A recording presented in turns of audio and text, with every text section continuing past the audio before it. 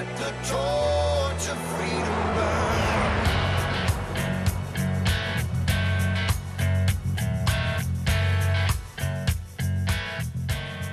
Welcome to the intersection of faith and the culture. It's WallBuilders Live, where we talk about the day's hottest topics on policy, faith, the culture, always from a biblical, historical, and constitutional perspective. My name is Rick Green. I'm a former Texas legislator and America's Constitution coach, and I'm normally here with David Barton. He's America's premier historian and our founder at WallBuilders. Tim Barton's usually with us, national speaker and pastor and president of WallBuilders, but neither of them are here, and I'm not actually here because this is a pre-recorded program we are bringing you today from the Profamily Legislators Conference. We did that the last couple of days with Congressman Barry Loudermilk. Today and tomorrow, it's going to be David Barton speaking on the 10th Amendment.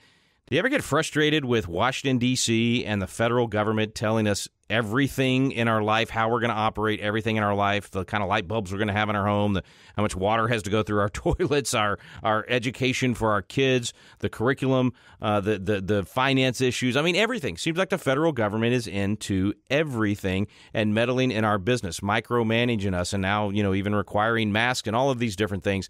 So the question is, what should the federal government be doing, and what is actually left to the states? Now, if you want a longer, deeper answer to that, be sure and take our Constitution classes. You can get those at constitutioncoach.com. You can become a coach for free. You can go to wallbuilders.com and get the Constitution Alive DVD set if you just want to do the class by yourself. But if you'd like to host it and have friends and family over, or maybe on Zoom or in your living room or at your church, we'd love for you to do that. And we have a new version called Biblical Citizenship in Modern America. And it's a great way to gather with your friends and family and dive into what does it mean to be a biblical citizen. How do you live out the Bible? If you're a follower of Christ, we're supposed to obey all of his commands, right? That's the Great Commission, to teach others, disciple others, to obey all of his commands. Well, how do we do that in our society, in our free society?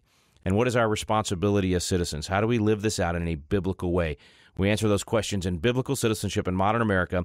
That is available at biblicalcitizens.com, biblicalcitizens.com. I know I'm giving you several websites, so biblicalcitizens.com for that specific course, constitutioncoach.com if you would like to become a coach, sign up others, get them to come to your living room and host classes.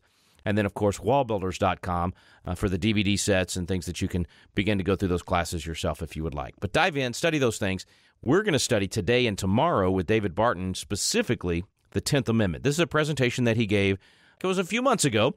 Last fall, we had our Legislators Conference. We do a pro-family Legislators Conference every year.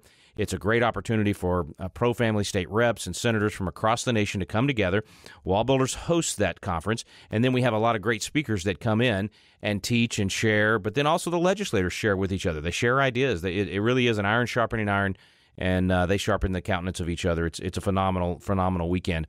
And when those speakers come, and we have so many great talks, we don't want them to just go to the legislators.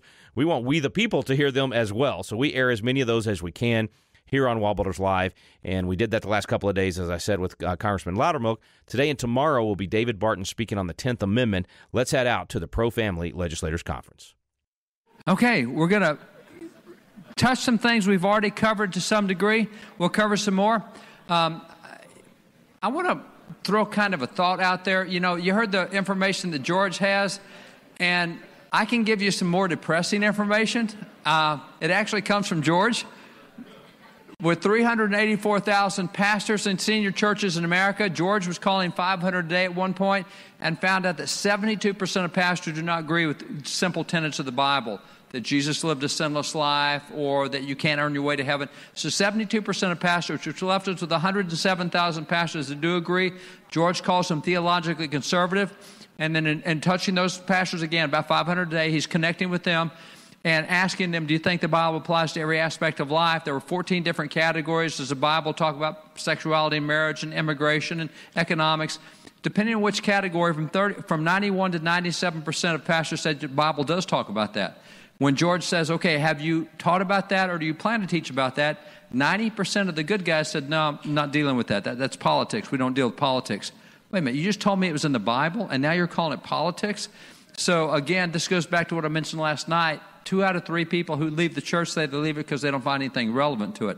So what you find is that out of 384,000 senior pastors in churches in America, only 2.8% are dealing with things that are currently in the news. So that's why you get a worldview of 6% for Christians, 4% for millennials, 2% for Gen Zers, etc. But here's the deal. I think knowing these stats are really, really super important. I learned something a number of years ago from Glenn Beck. Glenn will be here shortly. He's speaking this afternoon. Glenn, probably 15 years ago, we were doing stadium events together, arena events. We'd have 20, 30,000 at an arena. And he called them, it was based on 1 Corinthians 13, but it was called the American Revival. And we did sessions on faith, hope, and love.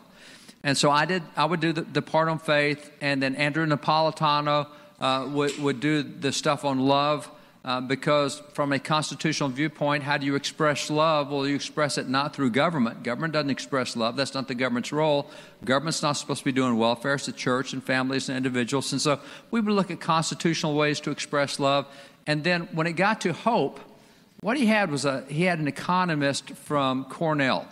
And the economist, Dave Buckner, would talk about how bad the economy was, how in debt the nation was, how people were in debt, and go through all the problems with debt and and it was like, you would think that's a really depressing thing. But I love what Glenn said. He said, look, if you go to the doctor and you have cancer and you're talking to the doctor and you say, Doc, how am I? He says, oh, you're doing great.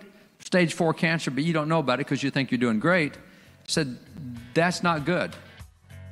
All right, friends, quick break. That is David Barton you're listening to. He's given a presentation on the 10th Amendment at the Profamily Legislators Conference, but we're on radio, so we have to take our break. So we're going to interrupt David here. We'll be right back on WallBuilders Live.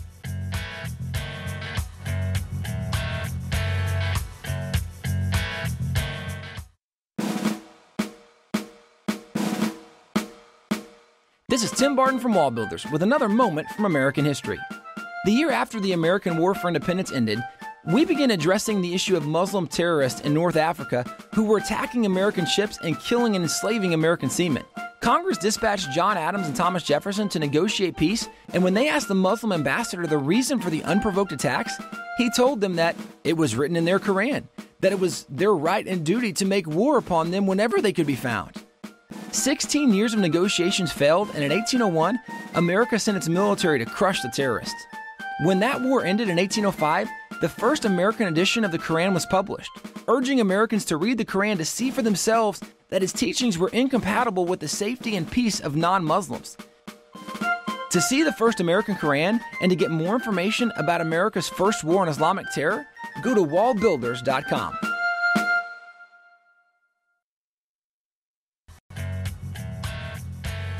We're back on WallBuilders Live. You've been listening to David Barton speaking at the Profamily Legislators Conference on the 10th Amendment. We're going to dive right back in where we left off before the break. Here's David Barton. If he looks at you and says, you know, you got stage 4 cancer, he said that may be hard news, but it gives you hope. If you don't know what the truth is, you can't have hope. And hope comes from knowing the truth. And so one of the things that Eugene and I were just talking about this, Bible says judgment begins first at the house of God. And we got to clean up our own act if we expect the nation to clean up theirs. If we want Democrats to clean up their act, how about the church clean up our act? And so in some ways, we have to start confronting and pushing our church leaders. As George pointed out, most of these guys are not leaders. They're just teachers that look for a place to teach, and the church is a good, convenient place so I can be pastor, so I can teach. So in some ways, we've really got to start pushing on the church to start doing some things that it needs to do. As George pointed out, the 5 measurements we use for how effective the church is, none of them are biblical. So in the sense, I just want to say that I think having some really hard-hitting stuff is really good for us because it's like stage 4 cancer. You don't want a doctor telling you you're okay when you're not. You want to know what you're facing and what I need to do to get out of this. So that's why Glenn called it faith, hope, and love. And hope was telling the truth about how bad things were, because once you know, now you can do something. You can create a plan of action. So hopefully that's something that we get from this as well. I want to talk about some of the things that we've already heard about today. What I'm going to do is I'm going to go back into government for a little bit. In the first presentation I did this morning, we talked about how we need to get separation of powers reestablished. We need checks and balances back in there. Separation of powers between the 3 branches, and getting checks and balances between those branches and the constitutional tools of self-defense, et cetera. It's interesting. that these two things actually go together. Checks and balances and separation of powers can't be separated. If you do not have a check and balance, you can't keep your power separated. If there's not some way to push each branch back into its cubicle, then one branch will take over the other. And that's what you saw in those quotes from Founding Fathers. You'll have a governor that starts to act like a legislature, who starts to act like a judge. He'll issue penalties and enforce the penalties and tell you what the policies are. You can't have that. So it takes checks and balances to be able to create separation of powers. And from a historical standpoint, lots and lots of governments have had three branches. I mean, that goes back to Isaiah 33:22. So we can go back 3,500 years and say three branches around. Israel had three branches. The difference was they did not have checks and balances then. Checks and balances was really kind of an American application.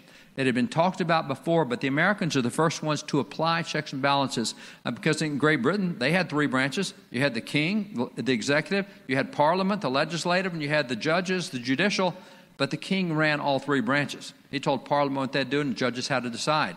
They had three branches. That isn't what made them great because they didn't have the checks and balances. We came up with checks and balances, and that may be the single feature that has caused America to last longer than any other nation. Is we're the first republic to really do that in a serious way. And so I want to take you into how that came about and show you why this is important. John Adams is the guy who talked about where we got this idea of checks and balances that we did in America, so different from what the British had. The British were not doing this.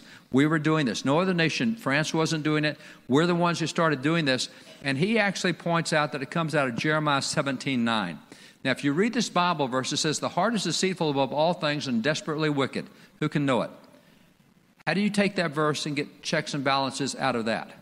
This is a doctrine that is known as the depravity of man. For those that are in Reformed theology, or if you're in a Presbyterian church, Lutheran church, etc., you know what this is. And it's basically that man is not inherently good. That's one of the questions George will ask for worldview is, do you believe man is basically good? And if you say yes, you've just disagreed with the Bible, because the Bible says man is not basically good unless he has a Savior or something that changes his heart, the Word of God. He's not basically good. He will do the wrong things.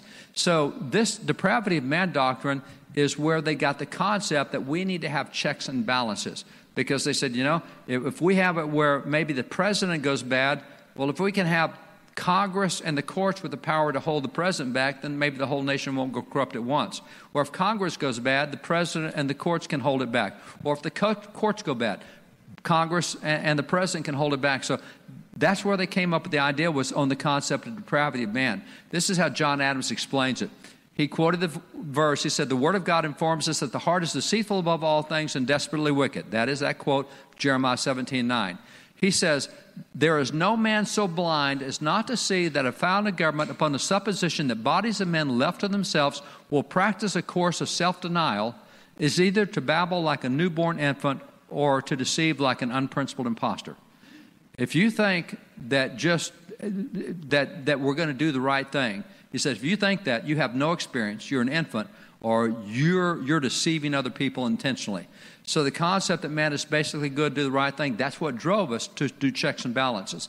It's interesting, three other founding fathers talked about the same principle, the depravity of man, is why we came up with checks and balances. We may all think we got a really good governor, but they're screwing it up right now. You know, I like Greg Abbott. He's been a friend for a long time. I've known him for years and years. But I think he's messing it up right now. But that doesn't change the fact that I think he's still a basically good guy, a decent guy. Yet at that time, we need some checks and balances. All right, friends, time for another break. Stay with us. We'll be right back on WallBuilders Live.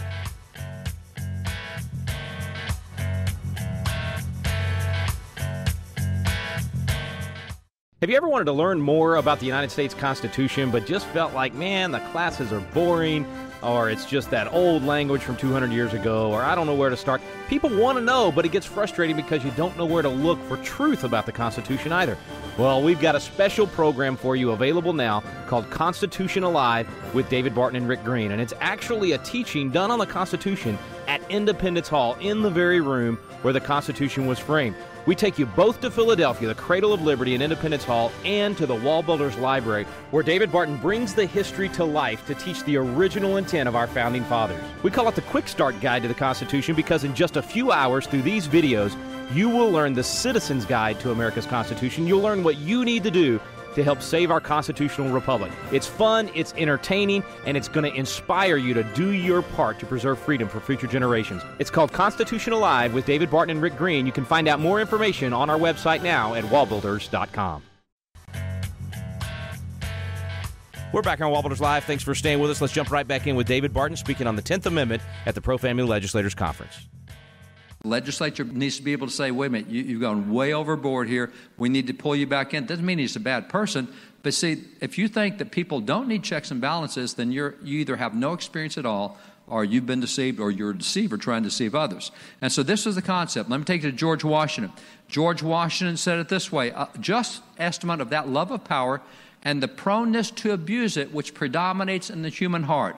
What did Jeremiah 17:9 say? The heart is desperately wicked. Well, that's what you just heard. A just estimate of that love of power and the proneness to abuse it which predominates in the human heart is sufficient to satisfy us of the truth of this position. Again, the depravity of man. He says, the necessity of reciprocal checks in the exercise of political power by dividing it and distributing it into different depositories has thus been established. We got this idea of separating the powers and putting it in different places so it's not all in one, comes out of the depravity of man concept. We believe that man is not basically good, that without a Savior he's not going to be good, he's basically going to have a depraved heart. You get the same thing from Alexander Hamilton. In Federalist 15, Alexander Hamilton says, why has government been instituted at all? Because the passions of men will not conform to the dictates of reason without justice without constraint. Again, depravity of man. We're not going to do the right thing. Kids, where do kids learn to do the wrong thing? It comes natural, doesn't it? I mean, that's just the way it is. It's who they're hanging out with. They've been hanging out with their parents is who they're hanging out with. It comes naturally. So what happens is that's part of the heart. The passions of men will not conform to the dictates of reason and justice without constraint. Depravity of man. He continues. He says, the infamy of a bad action is to be not divided among another than to fall singly upon one. So we take that power and we spread it around between all the places so that if it goes bad over here, maybe these guys over here can stop it. So this is the concept on which this unique idea of separation of powers is based. It's a purely biblical concept. It's actually their biblical thinking that allowed them to do that. Great Britain had been reading the Bible for a long time. They didn't get this. It was their reasoning from biblical thinking that led them to be able to do this. So this is part of a biblical worldview. Once you get it, you start understanding the Scriptures even at a better level. James Madison in Federalist 51 said it this way. He said, it may be a reflection on human nature, which we're just talking about, that checks and balances should be necessary to control the abuses of government. But what is government itself but the greatest of all reflections on human nature? And that's the depravity of man. He says, if men were angels, no government would be necessary. If angels were to govern men, neither external nor internal controls on government would be necessary. But we don't have angels governing men, and government is not an angel. So that's why we have the checks and balances. So when you take the checks and balances, this is where the concept gets developed, is out of Jeremiah 17:9. However, they took that concept of checks and balances and applied it at levels that I don't think we necessarily think about today. So let me take you into some of those. When they did the checks and balances, we know how they did that between the three branches of government. Horizontally, you have these three branches at the federal level. And then at the state level, you also have three branches as well. But what we don't necessarily get today is the checks and balances they gave us between the state level and the federal level. They gave us not only horizontal checks and balances, which at the state level, we've got checks and balances between the governor and the judges and the legislature. We've got that at the federal level. But they also said we need checks and balances between the feds and the state. We need something where the states can keep the feds from getting out of bounds and vice versa. So that vertical checks and balances is what's often not seen or noticed. James Madison, Federalist 59, explained it this way. He said there is a difference between a federal and a national government. He says if the Constitution were wholly national, the supreme and ultimate authority would reside in the majority of the people of the Union, and this authority would be final at all times. That's the popular vote thing the Democrats want, is we want a national. We want the people decided nationally. He said, so it's not a national government. He said, on the other hand, we're wholly federal. The concurrence of each state in the Union would be essential to every action that would be binding on all. If it were federal, then you couldn't do it without all the states voting on everything that goes on. Well, we have a little bit of both, and that's what he points out. He said the Constitution, therefore, is neither a national nor a federal Constitution, but a composition of both national and federal. It's the people and the states. He says in Federalist 51, he continues, he says, in America, the power surrendered by the people is first divided between the state and national governments. So we do a check and balance between the feds and between the states. He says, and then the proportion allotted to each is subdivided among three distinct and separate branches. So what we did in the Constitution, we said, okay, here's 100% of the power. We're going to let states have 75% of it, and we're going to let the feds have 25% of it, and or whatever percentage it is. I just picked numbers out.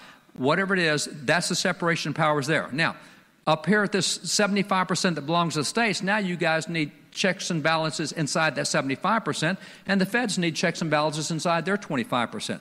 So that's what he has, that's what he's describing here. He says, hence, a double security arises to the rights of the people.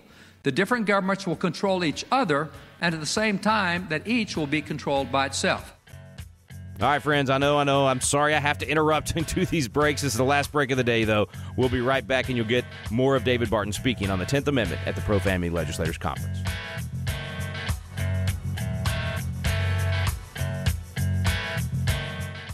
Have you noticed the vacuum of leadership in America? We're looking around for leaders of principle to step up, and too often, no one is there. God is raising up a generation of young leaders with a passion for impacting the world around them. They're crying out for the mentorship and leadership training they need. Patriot Academy was created to meet that need. Patriot Academy graduates now serve in state capitals around America, in the halls of Congress, in business, in the film industry, in the pulpit, and every area of the culture. They're leading effectively and impacting the world around them. Patriot Academy is now expanding across the nation, and now's your chance to experience this life-changing week that trains champions to change the world. Visit patriotacademy.com for dates and locations. Our core program is still for young leaders 16 to 25 years old, but we also now have a citizen track for adults. So visit the website today to learn more. Help us fill the void of leadership in America. Join us in training champions to change the world at patriotacademy.com.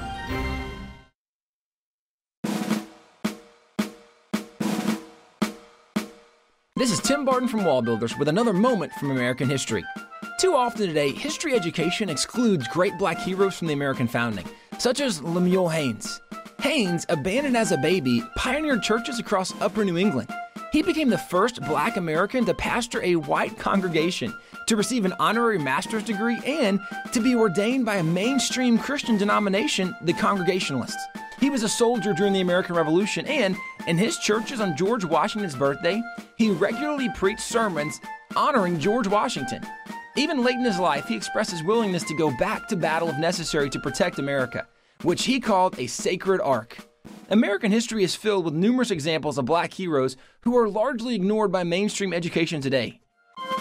For more information about Pastor Lemuel Haynes and other colonial patriots, go to WallBuilders.com.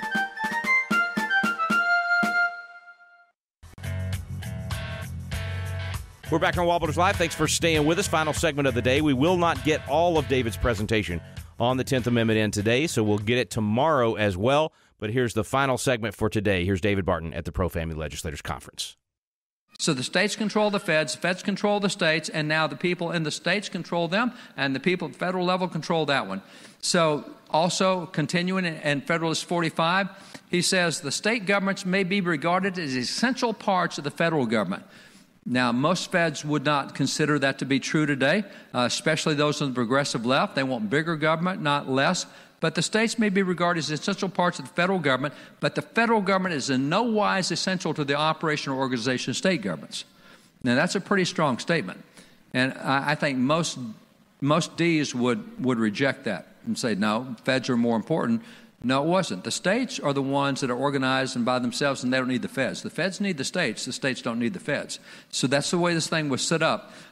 He said the powers delegated by the Constitution of the federal government are few and defined. Those are called enumerated powers. There's a total of 17. The Constitution says here's the 17 things that we, the states, are allowing the federal government to do. Federal government needs the states. States don't need the federal government. So the federal government said, we have all this power. We've been independent states. Now we're becoming a federal government. We're going to let the federal government take 17 things that we used to do and let them do it. Those are enumerated powers. That's why Madison said the powers delegated to the Constitution, by the Constitution to the federal government are few and defined. He says those which are to remain in the state governments are numerous and indefinite. So already he's made clear that the feds will only do a few things. The states are going to do all the rest of it. You have those 17 enumerated powers. Let me take you through them. This is using the language of the Constitution. What are the 17 powers? Well, what you find is by the end of Article 1, which is the legislative section of the Constitution, longest article in the Constitution, 7 articles, by the end of Article 1, 15 powers have been given to the federal government. So Article 1 of the Constitution is what says mostly what the federal government can do. What you have, the 13th and 14th Amendment added 2 additional federal powers, and then Articles 2 through 7, 7 articles in the Constitution, 2 through 7 don't give any additional federal powers to government. What they do is they help define how to apply the first 15. For example, what you have is in Article 2, it identifies the president as commander-in-chief over the national military. But that's not a new power since the Constitution already authorized Congress to provide for the common defense. Okay, friends, be sure and tune in tomorrow for the conclusion of David Barton's presentation on the 10th Amendment. It is so important for us to understand the proper role of the federal government, the spheres of government. What should the federal government be doing? What should the state government be doing? Local government, our church, our family, all those different areas of government. The 10th Amendment, specifically in the Constitution, makes it clear that the federal government can only do those things listed in the Constitution. Enumerated powers. There's a bucket of powers there, but that bucket's got a lid on it. It's locked. It's got a key, and we, the people, are the ones with the key. Unfortunately, the court has been adding powers to the federal government. The Congress has been adding powers to the federal government. They never got permission from us, and that has got to change. We need to reassert the 10th Amendment. We'll get the conclusion of David Barton's presentation on the 10th Amendment tomorrow. If you would like to dive deeper into one of our constitutional classes, get the Constitution Alive DVD set at WallBuildersLive.com, or you can go to ConstitutionCoach.com and become one of our coaches and actually host either Constitution Alive or Biblical Citizenship in Modern America. That's our latest course. You can host those in your living room, at your home, at your church, anywhere in your community, and you can host them for free.